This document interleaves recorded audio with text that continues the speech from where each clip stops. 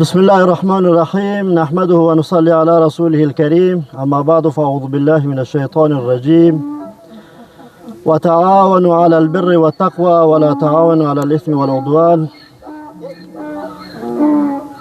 حضار محترم، بینندگان عزیز، نخست از همه السلام علیکم و رحمت الله و برکاته. خوشحال هستیم که امروز به خاطر کمک و همکاری و رسانیدن صدای مردم در ولایت بدخشان ولسوالی ارگو قریه هزاره نرمنگاب که یک قریه بسیار بزرگ پرنفوس در حدود 500 خانوار کم و بیش در اینجا زندگی میکنن. متاسفانه قرنها میشن که این مردم به محدودیت آب اشد نیاز دارن، با مشکلات گوناگون گرفتار هستند.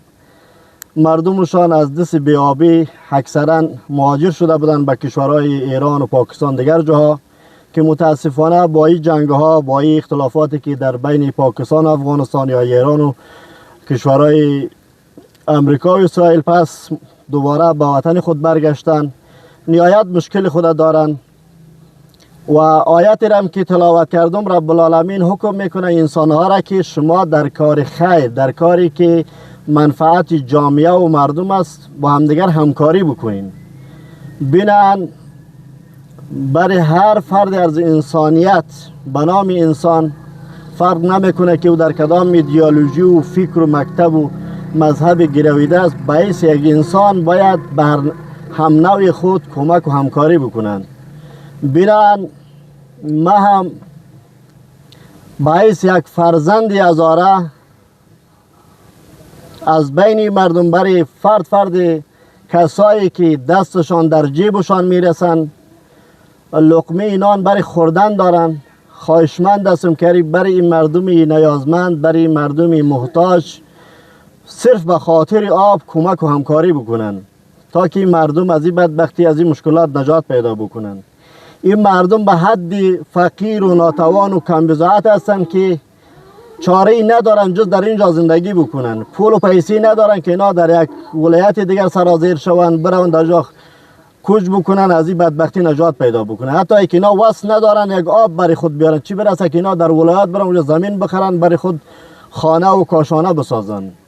بینن از خیرین بزرگوار، از خیرین کندش، از خیرینی که همیش خیرشان، کمک و همکاریشان در جای افغانستان به مردم رسیده. ما مردمی بدخشان و هزاره های بدخشان، خصوصا هزاره نرمنگاب که واقعا مستحق هستند، مشکلات دارند.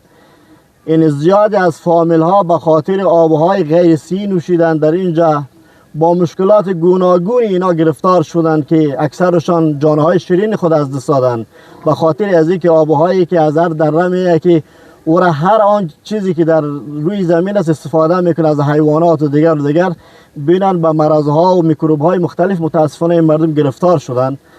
ما خواهشمند هستم از تمام خیرینی که در هر گوشه دنیا صدای ما را میشنوند به حد و توان خود با این مردم مظلوم و بیچاره کمک و همکاری بکنن، از این بدبختی، از این مشکلات نجات پیدا بکنن. و ما این چای را که به حساب آبی را که در اینجا میسازیم، ذخیره یا چاه هست یا ذخیره هست، هر چیزی که هست انشالله نظر به مشوره انجینر صاحبا میسازیم. این به نام خانم شیرین هزاره، دختری که به خاطر مبارزات در دیمزنگ کابل زخمی شد، متاسفانه چند ماه پیش در استرالیا سکته کرد، از دنیا رفت. یک تعداد از دوستای از او بر ما وعده کردن که ما یک نوع کمک همکاری که به حد توان ما هست همکاری میکنیم تا برای مردم آب بیان و مردم از این مشکلات نجات پیدا بکنن. بینن ما از تمام خیرینی که در هر گوشه دنیا هست، اگر نهاد خیریه هست، اگر شخصهای متمول است، شخصهایی که اقتصاد دارن، یک لقمه نان برای خوردن دارن، دستشان در جیبشان میرسن، خواهشمند هستم که با این مردم کمک بکنن، این مردم از این بدبختی نجات پیدا بکنن. آب میبینی که به حد کم و ناچیز است که در روز یک بشکه آب 10 لیتره در یک فامیلی 15 سر نفوس یا 10 سر نفوس یک بشکه آب 10 لیتره میرسه که هیچ اکتفا کننده نیست. حتی که در یک مرغ بته شاید مرغ سیراب نشه، چی برسه که انسان ها یا حیوانات یا چیز دیگری.